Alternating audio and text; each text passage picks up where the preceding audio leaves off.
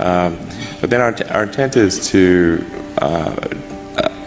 we don't want to get in the way of what others are doing. Like, we want to make sure that, let's say if somebody makes an investment and wants to do something on Mars, create a business or do some scientific endeavor, that SpaceX does not compete with them, because they need to feel like, okay, we're not going to just go in and compete with them arbitrarily.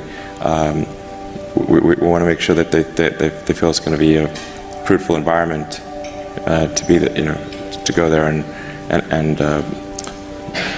do something special.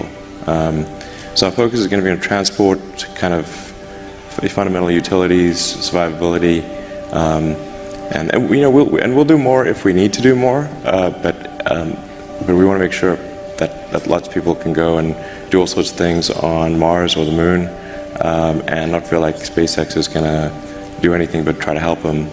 We don't want to interfere or compete. They got to feel like the opportunity is there.